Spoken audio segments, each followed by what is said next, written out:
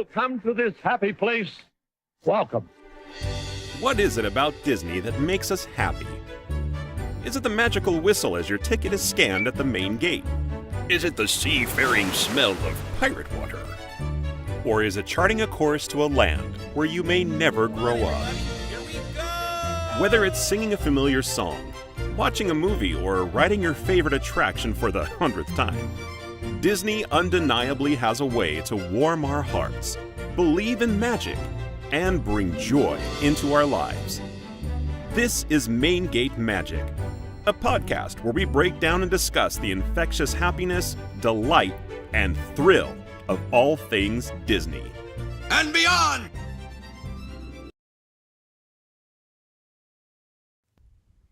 Good evening, everybody. Welcome to another fun-filled episode of Main Gate Magic. We are so happy today to have a wonderful human being, a talented artist, the voice of Minnie Mouse herself, Miss Kaitlyn Robrock. Kaitlyn, welcome back to the show. It's so glad to have you back here again. Thank you so much. I love the sweet little voice with the intro, though. That's great. How have you been? I see that you're not on camera. We've had some technical difficulties with your computer, I understand. Yeah, but I think this thumbnail is pretty cute. So I think it that's works exactly well. how I look right now. You're just going to Down to freeze the- in that the position llama. behind it. Yeah. Okay, everybody Yeah. do the same thing. Everybody just kind of do the, the thing here with the, yeah. Oh wait, There I'm we go. reversed. Now she Wait, won't there we feel go. alone. Yeah, There you go. I had to think about which side to Hold use. that pose. That's right. Now, Kaitlyn, you were back. You were on this show. I looked back. It was, I think, February of last year. So it's been a little bit more than a Oh, year. wow. I know. It seems like it was just yesterday, right? And I know that we are kind of, short on time. I only have you for a certain amount of time, and I do appreciate you coming back because you're always such a pleasure to have on here. But we're gonna answer some questions from the audience. I know that Ben is a new co-host since you were last on, so he's probably gonna have some questions for you. And Hi, if Leia and Ben. Thomas Hi want to there. talk to you as well and catch up, then we can all do that. But I figured we just sort of do a roundtable. I have no prepared stuff for you today. Is that a problem? You're good with that, right? We get Yeah. to hear Like stories. I love Q&A because if I can't think of anything to talk about, somebody else will. True. Yes. We always have something to talk about on this show. Mostly me, most would say, but Perfect to us, Jason. Yeah, like yeah. favorite Subway order. Oh, that's good. You're what? Favorite Subway order. I think that one went over my head. You might have to tell me about that one in a little bit. Okay. Sorry. So let's go ahead and address some people in the audience. Our favorite fan, Patricia, is in the house. She says, "Welcome back, Kaitlyn." Hey, Hello. Patricia. Thank you for having me back, Patricia. Mo is in the house. He's all hype. Yes, We love yes. Mo's energy. He definitely brings it Yeah. to the show. He does. He does, yes. Let's see. Zach is in the house. Says, "Yay, JB and the Main Gate crew." Whoop! Thanks, Zach. It's good to see you. I Dude, think okay, that's so a short whoop because it's only two, so you have to go. yeah. So Zach is one of my friends from the Signs of Amusement gang, and he actually also has his own YouTube channel, the Zach's Enchanted Escapades. And he is in England, or he's in, Great Britain, whatever you want to call it. Yeah, he's up late for this one, you guys. He's actually watching us from overseas. What time is it out there? I think it's after midnight at this point, maybe like close to 1 a.m. Maybe it's a little after 1 a.m. I think it's 5 hours from where I'm at. And I'm at 8 o'clock. I think so, right? Thanks, Zach. That's Yeah, what do you say, Zach? What time is it out there? Let us know. Drop a comment in the chat. Mhm. Brandon's in the house. What's up, Brandon? Good to see you. He says hi, everyone. Brandon. And Hello. Kaitlyn, Brandon. a returning snarky visitor in our chat from time to time, Mr. C. Andrew Nelson is in the house. He says greetings from the dark side. Andrew, hi. That's snarky. Yeah. Mhm. He's always great with the quips and the fun comments and everything. And he Yeah. says hello to everyone, especially Kaitlyn. Oh. Ha! I'm Can't forget the other fan favorite, late but here, my father, Odie Braden. Good to have you in the show, Dad. Great to Hey, see you Odie. again. Hello. Dad. Let's see. Zach says, I'm off work, so it is okay. Okay, that's good. That's good to hear. And he says it's almost 2:15 over. Wow. Hmm. So he's up late. Can't catch me up that late unless That's it's 8 after New hours Year's. from California time. Yeah. Wow. It is. Glad to I have you know. back.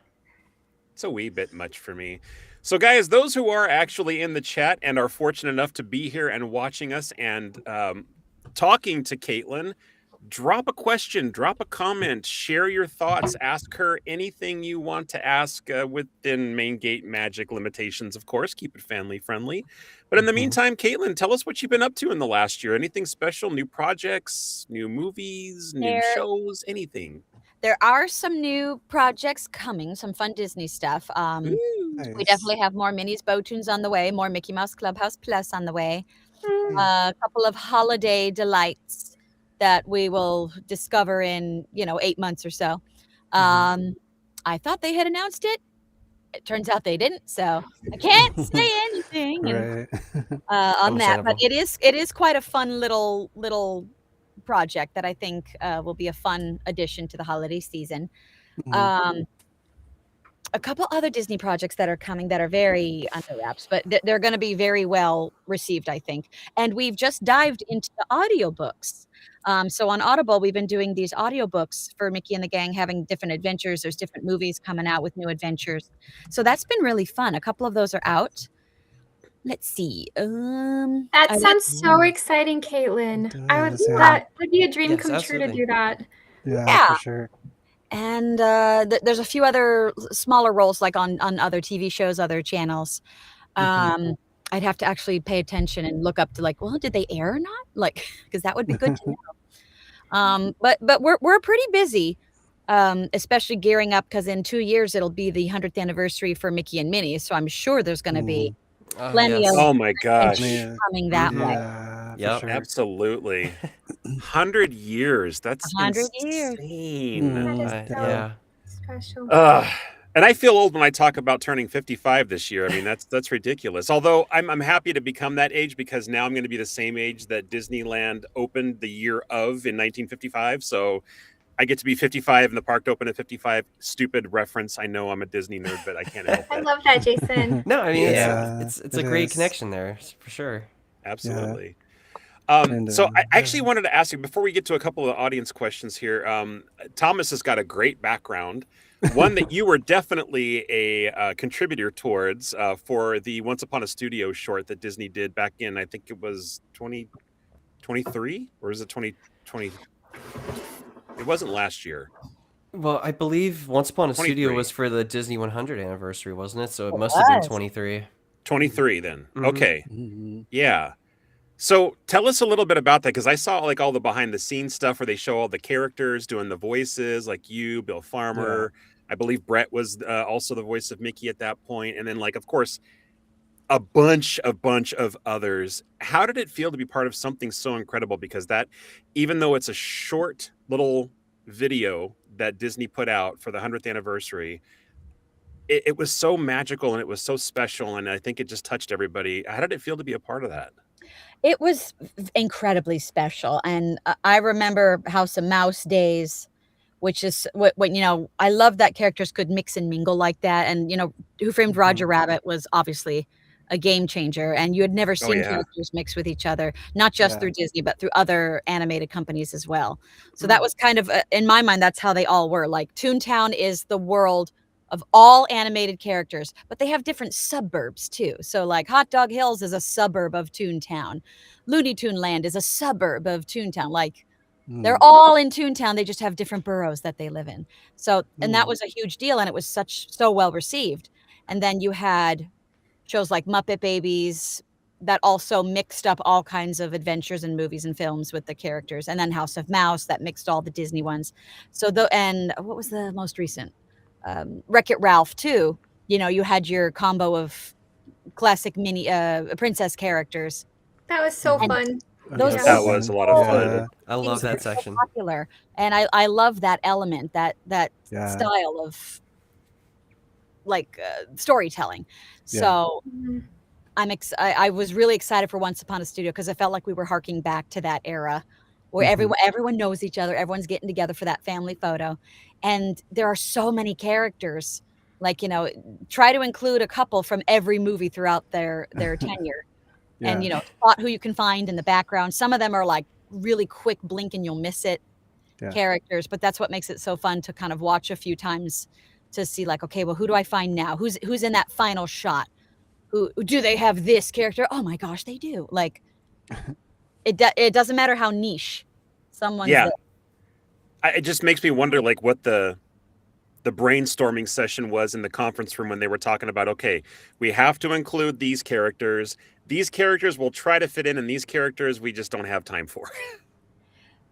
It's hard to say. Like, the directors, Dan and Trent, they were just so thoughtful with it and so open to, like, the sky's literally the limit here. So, throw them out there. We'll see where we can fit. And I just really loved it. And I was I was emotionally attached when Quasimodo starts singing, because it's Tom Hulce. Yeah. He still has it. He's still so good. Yeah, absolutely. Definite chills during that song. Like, the whole thing, but the song was like, whoa. I was very fond of it. Like, who knows what other type of project that of a similar nature might come. That could be, a once in a lifetime thing, but I hope there are more future possibilities. No, well, with the upcoming anniversary, I would imagine there would be.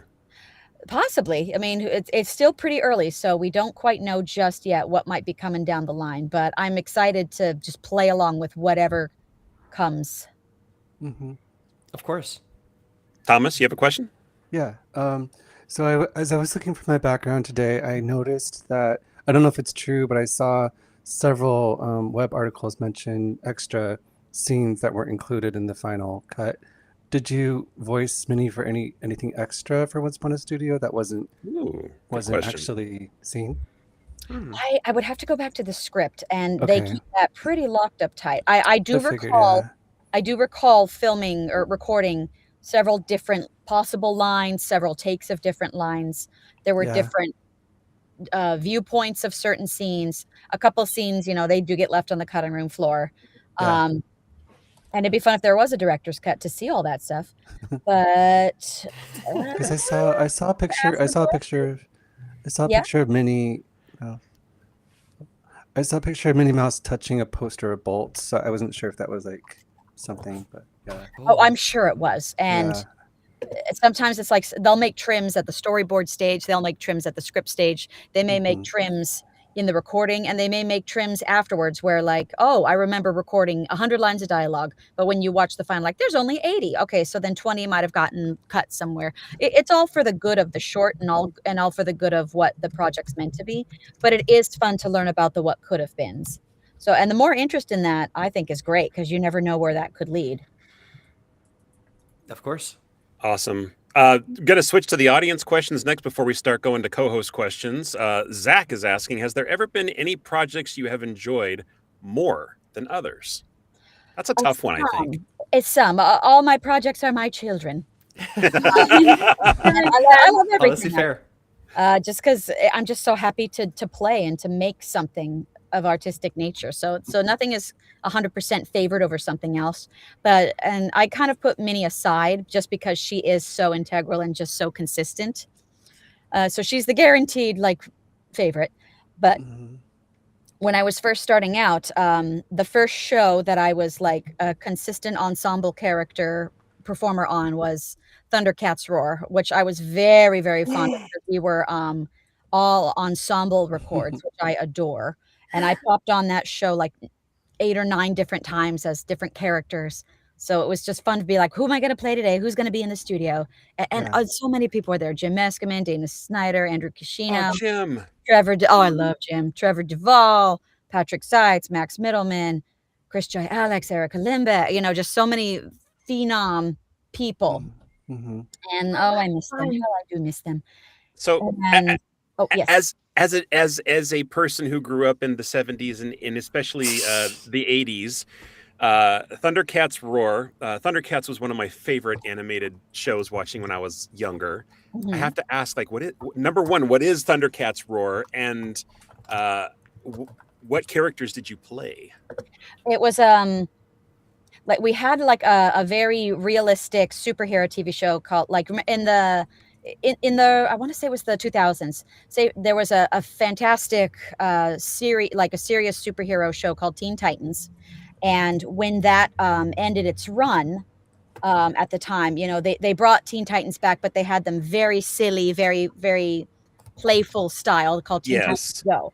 So they're not connected, like it's the same actors brilliantly portraying it, but it is kind of a fun like alternate universe. So in the same vein, you know, Thundercats had a really awesome reboot in the 2010s. That was the realistic action-packed show. When that one ended, they brought Thundercats back with the same sort of treatment of we're going to have some silly adventures. We're going to bring back some classic favorites. And I was a My Little Pony gal, and I was too young to remember a lot of Thundercats. My brother knew it for sure, so I didn't have as much of a draw until I started this show, and then I would rewatch those old episodes to see, okay, who is this character that we're kind of bringing back to the fold. And it was just meant to be fun and silly and adventureful, and it was so fun. Like, I don't really know how else to say it, but we just had a lot of dumb, silly fun. And Victor Courtwright was the showrunner, and he was so smart. And he could tell he was a real fan because he brought back so many characters in new designs, new storylines. But that one for sure was on the top of my list. I think fun is a good word. I mean, I don't think you can overuse that word. No. And some things are just meant to be fun. Yeah. You know, we if see it a lot keeps of a movies smile on your these face, like, I mean, Ryan, you missed Ryan. Ryan is in Hawaii. She's one of my other co-hosts. And she says almost every episode, like, I cannot get the smile. My cheeks hurt at the end of every episode because she can't stop smiling. So there's if that's the kind of stuff that you're hurting from, never a problem in your life. Especially if it's dumb, silly fun. Yeah. Yeah. Sometimes there's an unreasonable expectation of like every TV show and every movie has to be award-winning and gripping and thrilling and brilliant. And, you know, we do love those types of shows and movies, but sometimes a TV show or a movie, it just wants to be fun. Just wants to play and bring a story to life and have its audience. And if it's not your cup of tea, you know, there's definitely something else out there for you, I'm sure. Yeah, but I just like to have fun. Yeah. I'm going to do a quick follow-up to Zach. Said he has another, he says, and a piggyback on his question from before about the projects that you've enjoyed more than others. He actually said, is there a certain project you would like to do? Like anything maybe I've always wanted to do this. Oh, I would love to be, it's too late now, but I would have adored being on Gravity Falls when that was active. Oh, I love that show. I was in the voiceover community at the time where I could have, you know, had an active audition for it or an opportunity. But it's such a brilliant show. I love that show to this day. Naval Pines. And and then I'm also very fond of Rick and Morty, so I would love to be on that. Me too. Mi corazón. I love Rick and Morty. They have a special place in my heart. So does Pickle Rick. It's up my wit alley. So I'd love to be on that show too. And I'm a massive fan of Kari Walgren. And I've known her for years, but it's like you can know someone and be a friend of theirs and still be a massive fan. Excellent. Absolutely. Leia, you had a question. Yes. Okay. So my question to you, Kaitlyn, is you do Minnie Mouse naturally, and since she is in the higher register of the voice, do you have any voiceover tips and tricks as far as maintenance where you're able to keep that consistent higher voice, like as far as like taking care of your instrument, so to say? I took opera in college. Okay. I took a semester in opera to learn about voice placement, about diaphragm usage, about how to utilize your voice in that way safely. So I took that course in order to understand how my highest register works. Because I was a soprano. I was diagnosed a soprano. So it's a really good diagnosis. Everybody. I cannot belt, and I wish I could. I really, really wish I could. I hope to one day. But for that one, like it turned out to be a really good, preemptive care for Minnie and any other higher voiced character friends, because she can sit up there comfortably and there's no pain, there's no issue with that. But for like maintenance and healthcare, I always say, like, drink so much water. I know it's terrible if you have to run to the ladies' room every 30 minutes, but it's so worth it, because like your body will acclimate and then you'll just, you won't have any dry issues or phlegmy issues. I'm not running to the ladies' room. I don't care what you say, Kaitlyn. Like even in those instances, Not again. I have like a dry, hoarse kind of day, and it's kind of scraping or feeling guttural. I drink milk, and I know that's like, oh no, you're not supposed to do that. And like, yeah, but it actually helps in this scenario. Or if I feel kind of gunky or phlegmy, I might just, have a few swallows of Sprite, for carbonated beverage, and that helps clear that up too. So like these of course are not, I don't recommend them unless it actually works for you specifically. For me, it works. So like those are two little things I keep in my back pocket. And I've heard room temperature water is the best, not cold water, right? Yes, room temperature water is the best, because your throat won't seize up, your muscles won't contract, and your body absorbs room temperature water faster. Makes total sense. Don't quote me on that, but I'm pretty sure it does. But if it's cold, your throat might react to it or freeze up a little bit. Yeah. Well, those are really good tips. So yeah, that's really helpful. And warm up, like if you're going to go into a big performance, some nature warm up. So usually if I'm driving up to the studios, I drive up a couple hours early, since I live in Orange County.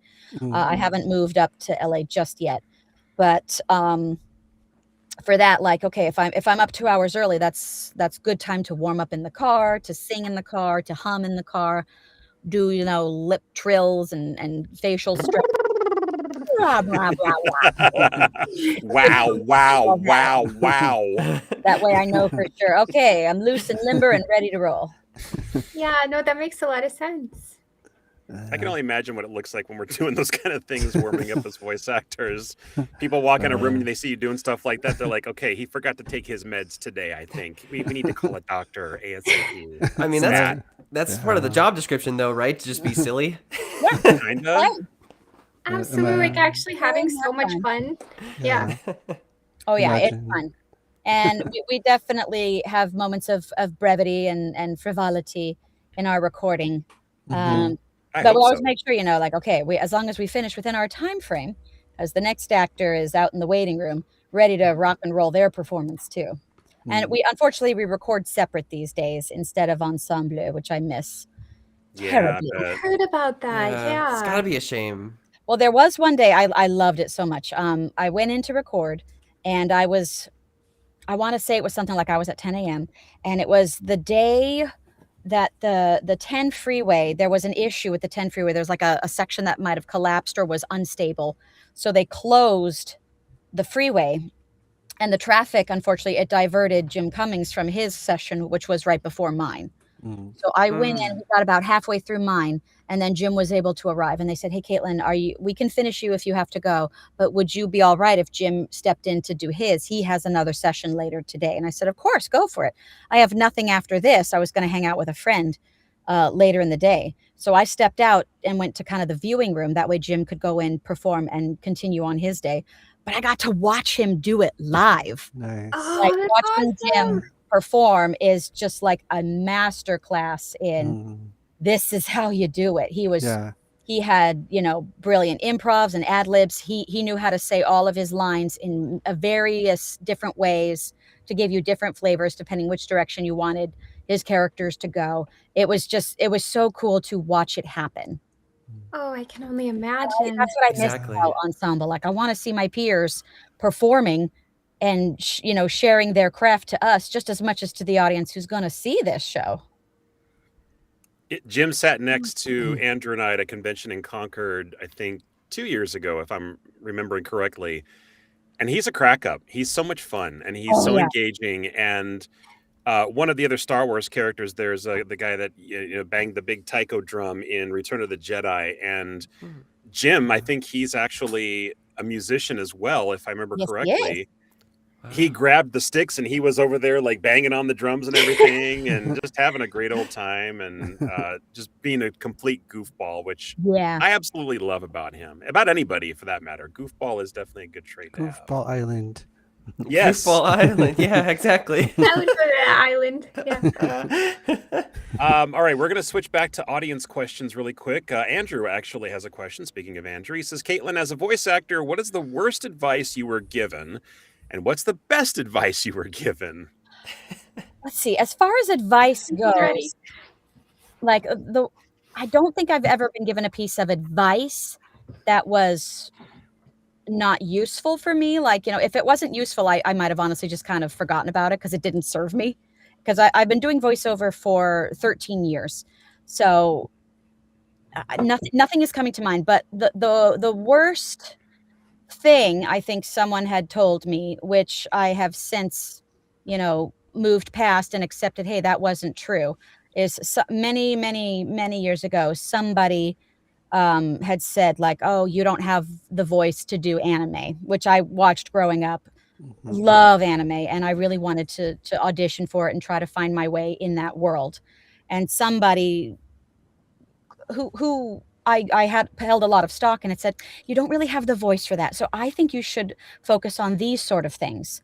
And it really disheartened me, and I kind of gave up trying for a decade, and I lost a lot of potential work that could have happened if I had kept going, if I'd kept pursuing it. I should not have listened to that. I should have just kept going, and I just kind of let it get to me. And then during COVID, that was definitely, during lockdown, that was like, this is something I want to do. I need to keep going for it. And if I'm not fitting specs or fitting archetypes, or I don't sound right, like, well, then I'm a voice actor. My job is to manipulate my voice. What do I need to do to sound believable and bookable, and how do I do that? So I'm still working on that today. I'm taking it slow. That way I don't, jump in without looking first. But I moved past that opinion of somebody. It wasn't a fact. It was an opinion. Yeah. I moved. You never knew. Yeah. And I've done a handful of animes since, so I'm very proud of them. So my goal is to seek out the auditions and the casting people who are open to letting someone in LA audition for it, because a lot of it does come from Texas. But I'm happy to fly out there. Yeah. You're not using that. No, I'm just looking for the opportunities to read out here to at least bridge that little gap. So I'm making some headway, and I'm just going slow but steady and introducing myself, updating demos. I finally have an assistant to help me with my website. So I'm taking better care of my career and myself in the process. So it's still moving, but I'm very hopeful for it. I think Andrew's and one of my favorite quotes is, you never know unless you try. Like, you wouldn't have known if you would have booked some anime jobs if you would have continued listening to that person's opinion. But you rooted for yourself, and look where you are. Well, and that was one of the best pieces of advice that I gave myself when it occurred to me, like, you know what, this person, high up though they may be and well connected they may be, what they've told me is still their opinion. Yeah. It's not a fact. It just is their opinion, and for them it's a fact if they were in charge of anything I would read for, in which case that's their right to feel that way. That's their right to not utilize me, but that doesn't mean it's the end all be all for everyone else. Right. But once I moved past that self-doubt and that self-hate, like, I felt much more happy. I just like, yeah, definitely. If Ryan was here, she'd be doing like, okay, snaps. Yeah, the snapping. Yeah, exactly. The snapping, the snapping. Yeah, I like to call that a leading lady moment. Like, you're the leading lady in the movie of your life. You're not. I should be. I mean, we should all be the main character in our lives. And you've got your secondaries, your tertiaries, your one-offs, and your NPCs. And then so it's certainly not bad at all. And just, you have to do what's best for you ultimately. Yeah. Of course. Yeah. Agreed. Definitely. 100%. I think Andrew, I don't know if you saw the comment, but Andrew was out for blood. He's like, who said that to you? You're perfect for anime. Don't worry about it. Like, I actually did address it with that person much later. I did address it with them, and they had said like, oh, it was a different time, and I think where you were at the time, and it's like, okay, I mean, again, you have the right to think that, but I'm not Yeah. there anymore. And, what you said had a bigger impact than I think what you intended. But Mhm. you really should watch how you phrase things, because Right. your words caused somebody to doubt themselves for a decade and miss out on opportunities. I know, Mhm. So, yeesh. but True. regardless, I'm past that. It's all good. It's all over. Do you think that's Mhm. what kind of blurs the line between criticism and constructive criticism? Because they could have Yeah, told you constructive that I criticism don't is believe when that you have. They could have told you I don't believe you have the voice for anime, but this is what I think that you would be great for, or something. If they had just worded it differently, do you think if it it would had have been made a worded differently, I difference? think that would have helped, since I was younger and more impressionable at the time. It But makes all also the difference in the like world, doesn't it? Well, but also, like, really think about what you're saying. If someone Words have asked for your power. opinion, then you can technically say what you want. They asked for it, but it's always good to try to think of it as, in my opinion, this is what I feel, this is what I think. If you're open to my suggestions on those matters, I'm happy to say those as well. And if you're Yep. going to give someone critiques, make sure they've asked for it, and try to be constructive. If it's like, I think these were the problems because of these reasons, slash here's a stronger way to go about it, versus like, well, I just didn't like it. Like, okay, do you have any recommendations? Oh, I don't know, but just, I don't like what you had. And like, that's not helpful in any way. That's just kind of being mean for the sake of being mean. Yeah. And they were not mean for the sake of being mean, but I just don't think they had thought beyond that. Right. But No, I've that's always said, like, the work has to be on me, the actor. I have to give something my agents can sell, the casting director can sell to the client. So if I'm not hitting the mark on an archetype or a feeling on something, or if I'm not reading for certain projects, I definitely want to know so I can correct that. So if it's like, is it not believable? Is it not organic? What would be, how is it coming off, so I know what not to do versus what I can seek out, what's better to do. You have a That's friend really in good the forest advice. for sure. Andrew For says, sure. "Who do I have to force choke for you, Caitlin?" Just kidding. It's all right. But, and plenty of people are like, oh, your agent has to work for you. And like, agreed, the agent works for you. They don't make money unless you book, and you can't book unless you get auditions. Mhm. And if you're not getting auditions, work for them in return by saying, hey, what am I doing or not doing that's preventing me from reading for these sort of things? I'd like to work on it to showcase that I can do this, that you can Mm. submit me in the future. I think Yep. that's the simpatico reasoning, and that's what I have shown to my agent since day one, since they signed me. I reach out to them and it's like, hey, I heard this audition was going around. I didn't read for it. Was there any particular reason I didn't? That way I can work on it. Was it a direct offer? Did they want someone who is honestly 16? Because I don't sound 16 when it's not like, an animated, wacky, intended to be adult person Mhm. doing a kid voice. Yeah. Right. And that is Yeah. kind of the way of it for a lot of things. They want kids, they want voices that are like, you would think this is an actual child. And there are some amazing women out there who can do young boy voices that just, it would blow your mind. Like, I thought there were real kids on Yeah. Family Guy saying a bunch of stuff. And it's like, nope, that was Nikki Breyer. She's just that good. Or like, who's the kid they got for this show? I'm like, they wasn't a kid. They got Alana Ubach, and just, they're so good at it. Well, look at Tara Strong. Look at all the different voices that Yeah. she's done as like a Yeah. little, like she does Timmy Turner, Yeah. and she does like, I think you said My Little Pony was like a favorite thing of yours. I think she did a character for My Little Pony She once. still does. Yeah. Does she really? Twilight, I Yeah. think. So, Really? and she's got that Mhm. kind of range where she can hit those high Oh, yeah. pitched, cartoony voices. It's Mhm. just Mhm. crazy, and all she's got to do is just kind of change the inflection a little bit to make it from one character to another, or a little bit more raspy, and yeah, just crazy, Yeah. crazy talent. Indeed. I think Thomas has a question next. Let's go Okay. ahead, Thomas. Yeah. So I'm actually trying to get into voice acting as an actor, but I've actually been getting some coaching lessons. And I was just curious, like, do you need to book a gig before you look for a voice agent, or can you Having just gigs, submit?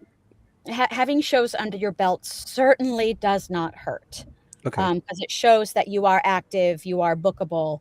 It's so hard these days. Like the field has opened up so much Yeah. since remote recording became possible, affordable like I would even just basic, but affordable home booths could be made. Yeah. You know, my home booth is a walk-in closet that I outfitted with like egg crate foam. And, you know, I have the Audacity program on my computer. I've got like a Rode NT1 microphone that I've had for years. It still runs well. I've not been Awesome. told by any engineer or client that like, hey, your sound isn't coming off well. And if it does, then I would upgrade or move. But like, you don't have to break the bank when you're starting out or when you're finding yourself. Okay. Kaitlyn, that's awesome. So like you're able to record like Minnie Mouse's lines and send them in from those. It depends. I prefer to go in the studio, but Okay. you know, if they're like, oh, we just need you for a quick half hour for these lines, and like, okay, those I would love to do from home, please, just because it's Yeah. quite a drive from Orange County to Burbank with the various traffics at various times of the day. Yeah. So that one I would certainly prefer to work from home for a short project like that. But if it's a longer project, I'm more than happy to come in for it. But I'll harken back to the previous question real brief. Mhm. I did when I got my agent, I had a brand new demo.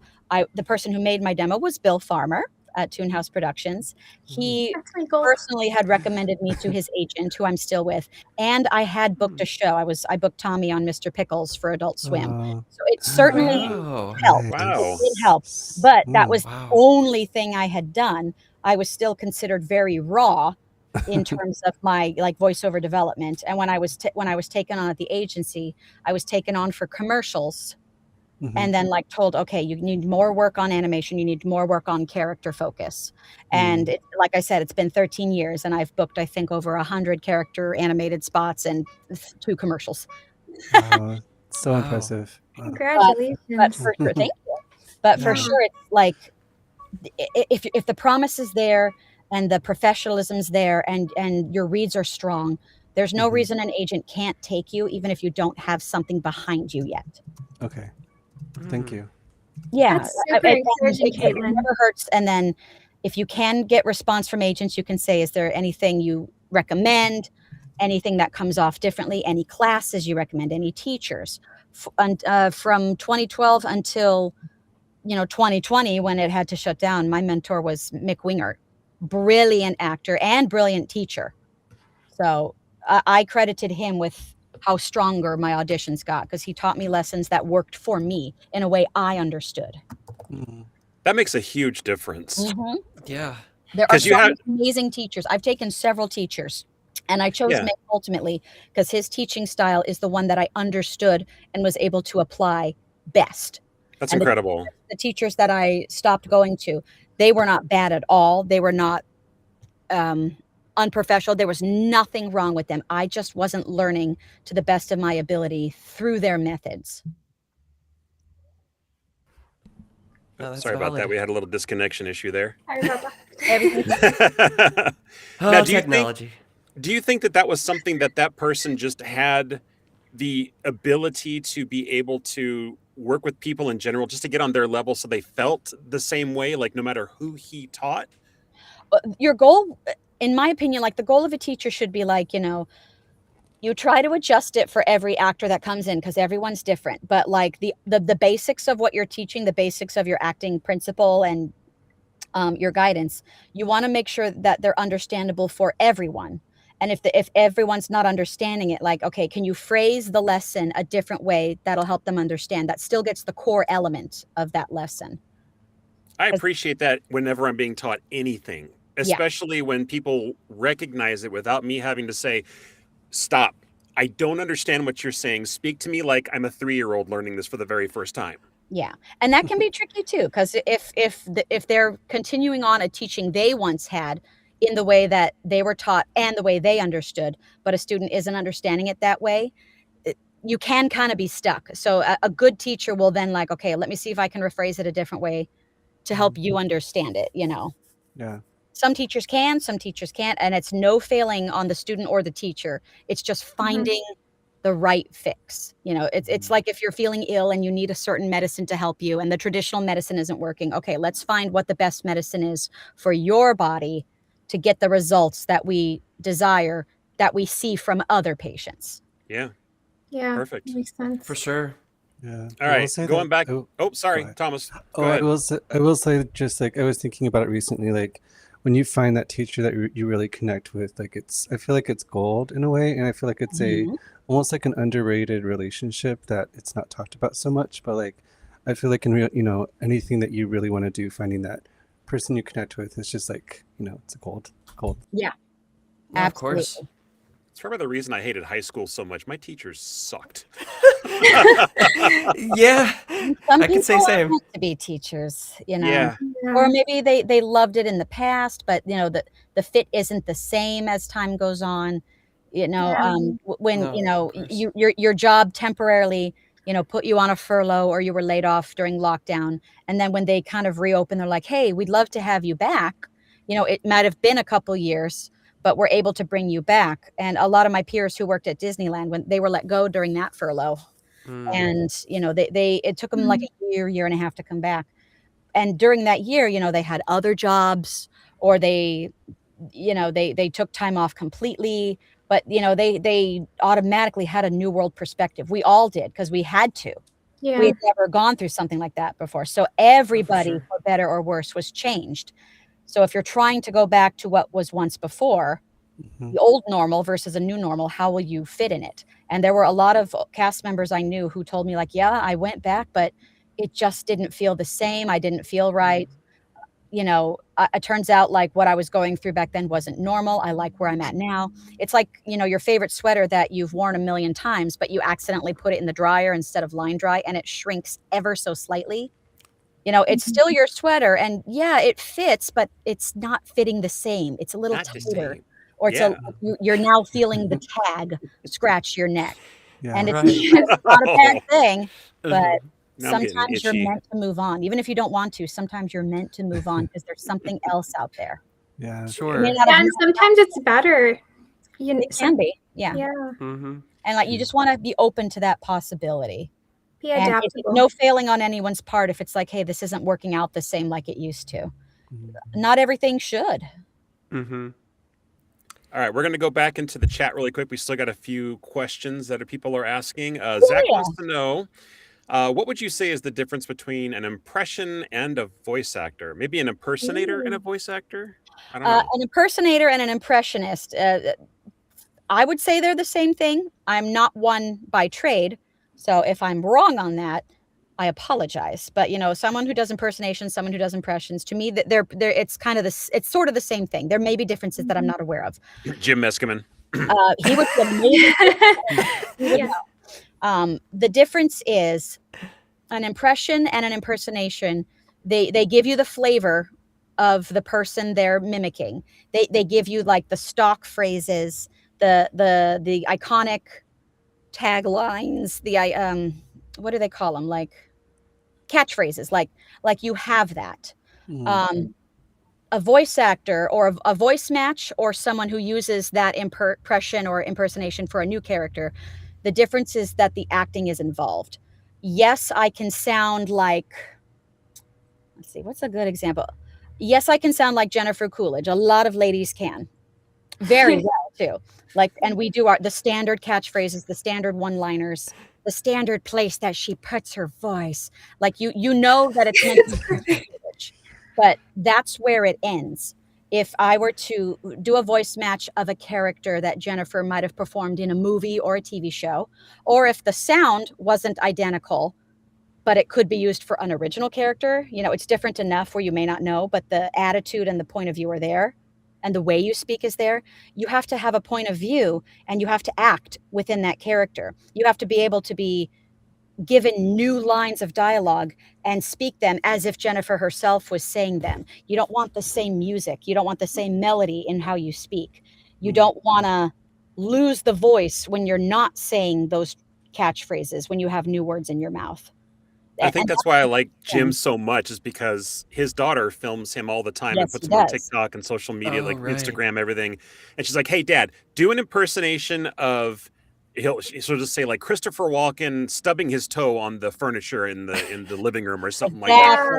Exactly. His Completely random things, improv. and he nails it every time. Yes, that's an excellent example. And I believe it's Jim. who he had done some official voice work as the genie from Aladdin. He did. Oh, Yes. yeah. So It was it's the like, animated series, I think. well, the animated series was Dan Castellaneta, who Oh. also Oh, really? is, you know, so Yeah. he's doing the Robin Williams impression, but he's able to think like Robin, to think like the genie, to Mhm. deliver, you know, 65 episodes where you believe, oh, this is the genie. It may not sound identical to Robin, but this is the genie I'm listening Mm. to. I'm not taken out of my show by thinking it's not a strong voice match or it's just this actor doing a voice. I believe it. And there's been plenty of, you know, voice matches for various characters, you know, for decades where people would think, oh, I thought this person would have got it. They do such a good job at sounding like it. Yeah, but could they act it? If they were given new lines of dialogue, could they bring that dialogue to life? And like And bring the Jim's heart of the character. Yeah. And it's crazy with Jim too because he actually has one of those faces, kind of like He's Jim a Carrey. chameleon. Like his face Well, can morph. well, yeah. He his face morphs into these characters to Yes. get into the character, like I said, just like Jim Carrey did or does, and you literally see that voice come to life in his face, and without even any makeup or costumes or anything. No. There's actually- Al Pacino, there's Robin Williams, there's Patrick Stewart. Like, Yeah. Oh, he's Patrick so Stewart's one of my good. favorites of his because he looks so much like him as He it is. does. Mhm. You know who's really good? He's like on TikTok and YouTube. I saw him like 10 years ago. Is Jamie Costa. I don't know if you Yes. Oh, Jamie Costa. Jamie is Yeah. Very. Robin Williams. Oh my goodness, he just turns into the characters And he Is does. he the one that Ford, looks too. almost Harrison exactly Ford. like him? And I've seen some of his work as Harrison Ford characters, and that's Yep. also great. Oh, too. yeah. Like, he's a He He fan. does you're the talking about now, smile, and yeah. it just love Jamie. So, and that's a great example where, like, you know, the voice is there, the acting is there. They're embodying the character. It's not just an impersonation or impression. They're embodying the character in all ways. Yeah. No, for sure. Well said. All right, let's see. Next question in the peanut gallery is from Jason from Signs of Amusement. He says, "Hi, Kaitlyn. I met you briefly years back at the Provost Park Pass event." Well, that's a tongue twister. Yeah. Enjoyed hearing all the other voices you can do and the story of how you became Minnie. Yeah. That was just Did you remember that event? that was a random audition. Like, well, not random. Everyone was expecting it, but Yeah. it came through my agent, like all other auditions do. And my agent knew that performing Minnie was a dream of mine for reputation about it. Like, I figured if this is gonna be, if it's meant to be, I'll let my work speak literally for itself. So I just practiced on my own time. I didn't do impressions or impersonations on social media. I just kind of listened to as much Mickey Mouse Clubhouse as I could, the Three Musketeers movie they did, which is a phenomenal piece. And then like Mickey's Once Upon a Christmas, which is such a perfect example of like Wayne and Rusey as Mickey and Minnie in The Gift of the Magi. That one is like the best example of like not just Mickey and Minnie, but like their personal relationship since they were married. So watching that is what helped me the most, of like, how is she feeling? How is she saying her vowels, her consonants? How is she breathing? How does she scoop up? How does she scoop down? How does Minnie get angry? She does get angry. She has her moments. And not just like the wacky cartoons that Paul Rudish created. Like, you know, she's had her moments in traditional media of Disney characters as well. So it's learning all those facets of her to be like, can I bring this to life the way it was so naturally done by Rusey? Because she's the Minnie that she's the one who made Minnie who we know her as today, and she based it on all the phenomenal women who did it before her. Yes. So it's Leia, did you have a question? It's continuing that gift of what she made her be. No, of course. That's got to be an honor for you. I mean, It anybody is. who fills those Massive shoes. honor. Leia, you're next. Okay, I do have a question, but just a follow-up question, actually, Kaitlyn, for that. Did it take a little bit of time to like learn how to laugh like her and almost be like anything can be thrown at you and you can just sound like her effortlessly? Because I heard laughs think can I be can hard. now. Like I'm confident enough that I can say now, yes. 'Cause Okay. the audition for it was a lot of that, where were given lines of, classic lines that she had, like, okay, can you sound just like her by recreating these, by mimicking them, doing the recreating, I'll just say that. And then there's unreferenced lines of like, okay, here's just brand new situations, brand new dialogue, emotions that are not traditionally shown, or you may not think of right away. Can you embody Minnie for those? And then singing as well. And so when we had those callbacks, they were very nuanced, very nitty gritty, almost where it's like, oh my gosh, I feel like I'm doing the same thing. Have I been failing this whole time? And that isn't the case. They wanted to throw anything at you to see, okay, well, how would you react? And if you react a certain way and they're guiding you, that's a good thing. It's like, hey, that's exactly the tone, the pitch, but soften it this way, add more breath, because you're recreating something that was so natural by Rusi. Minnie is complex. And she can be, yeah. And so it's been 6.5 years. So I feel very good now and very confident and very much in love with this character that I can perform her in any scenario. I've heard something beautiful that, like, once you really know a character, you almost become like symbiotic with them. I heard that from a course with Tara Strong, actually, and you just become one with them, where you can say anything like them and just they're you. Yeah. Just a different part of you. I Yeah. believe that. I definitely believe that. Yeah. And a lot of it is just like the time and acclimation of hearing a new voice performing a well-loved character, or like, hearing the character consistently over the years. So, and there's something really lovely about that.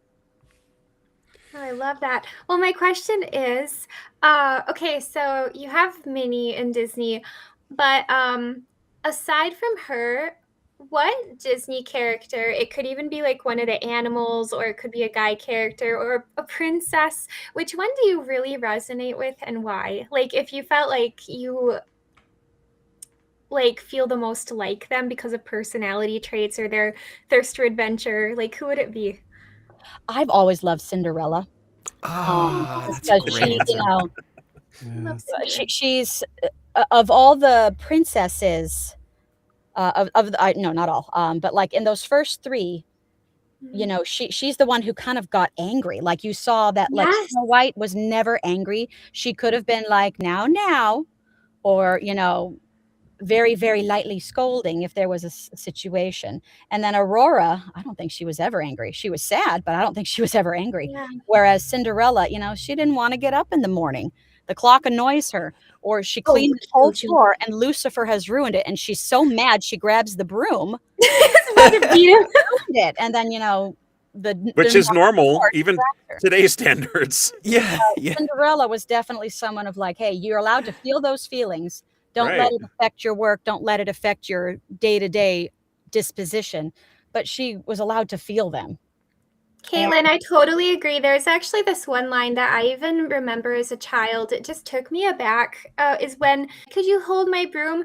And she just holds her head high with such dignity, integrity. And she's like, well, why not? After all, it does say that every maiden is to attend. And she just sticks up for herself in front of her stepmother and stepsisters. And I love that just because, she probably never has before. And she's hitting a breaking point because she's been enduring this. It's like, well, why not? Give me one good reason. You can't punish me for something that is like being said to happen. And she had a valid point. Yeah. So, I love that one. That's a great answer. Yeah. We're going to take one more from the audience here, and this one's not necessarily a question, but more of a request for you, Kaitlyn. Now, this is not something that you are obligated to do in any way, and he kind of even says it as well, but Brandon wants to know. He says, hey, just want to say you're phenomenal as Minnie. You don't have to do it, but was wondering if you could wish me happy birthday as Minnie. Oh, well, of course, Brandon. Have a very happy birthday, my darling, and be sure to enjoy a piece of cake. Oh my God, that was so amazing. Like,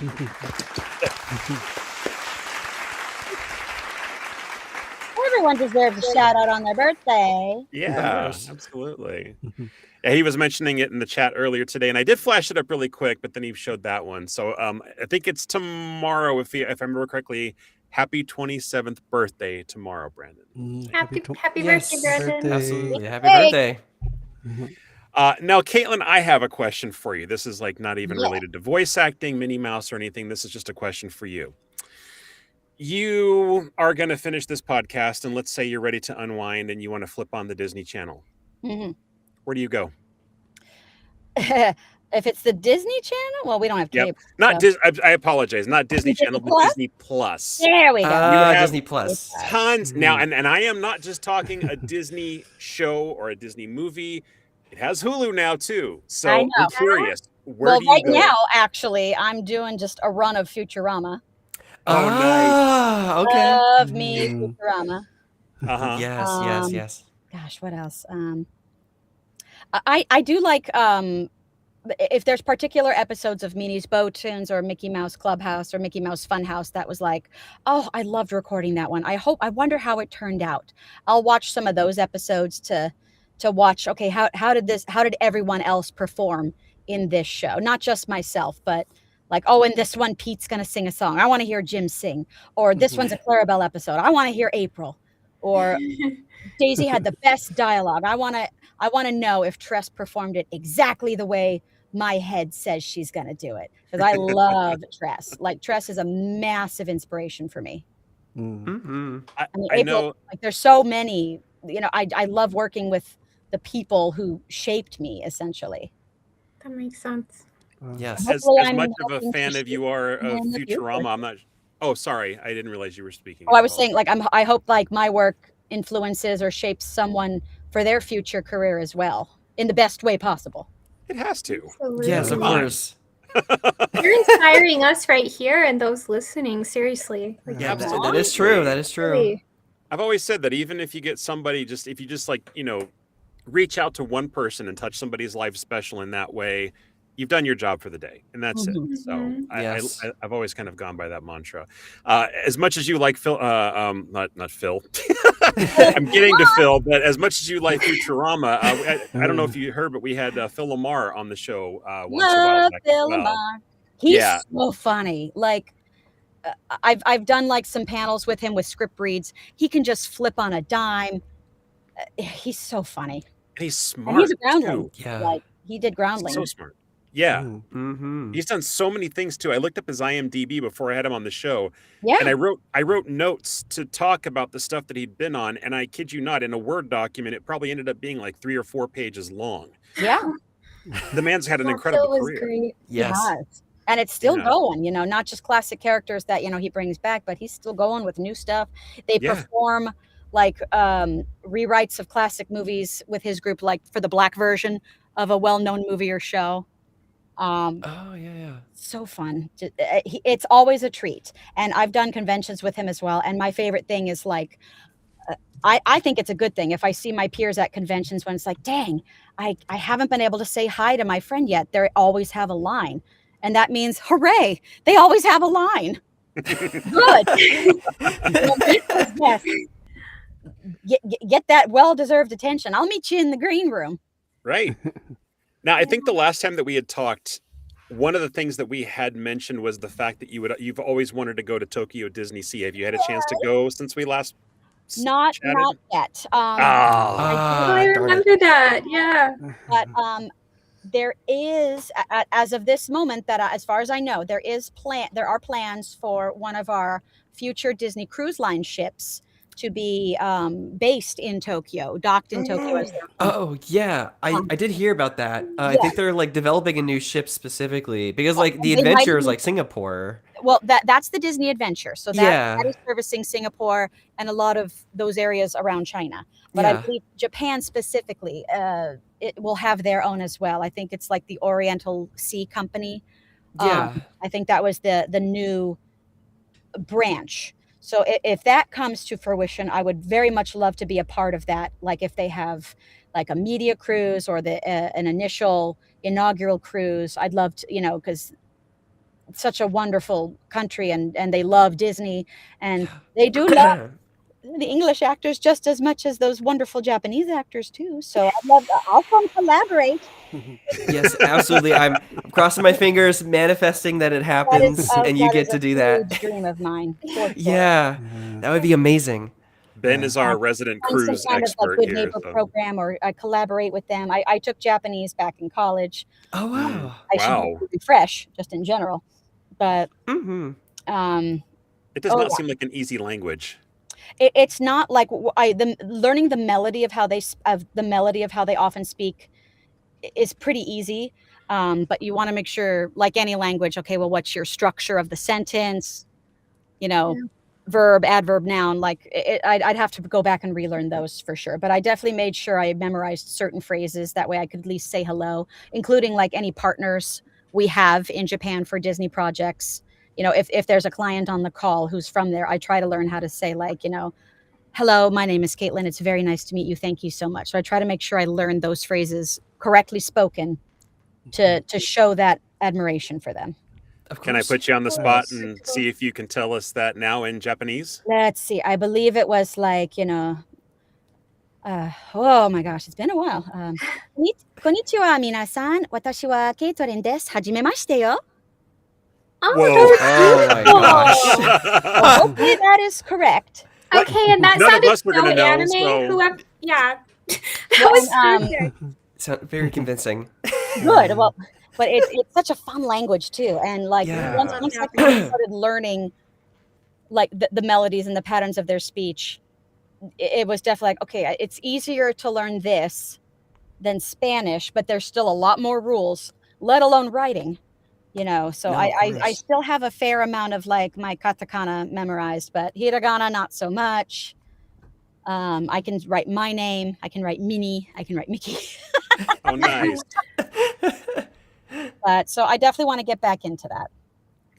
I can see why, and it's a beautiful language. It's just like you were saying, the melody of it. It is a very melodic language. I've heard. I know a lot of people say it doesn't sound like anything, but it's just there's some kind of rhythm and rhyme to it. It's beautiful. I've always admired the Japanese language and the culture too. Mm-hmm. Yes, exactly. And when I would host at Disneyland, if we had Japanese guests meeting the characters, I would try to say a few little things, like if they weren't as familiar with our language just yet, since it's a very commonly taught language in Japan, they take their individuals and then like, oh, would you like one together? Ishoni desu.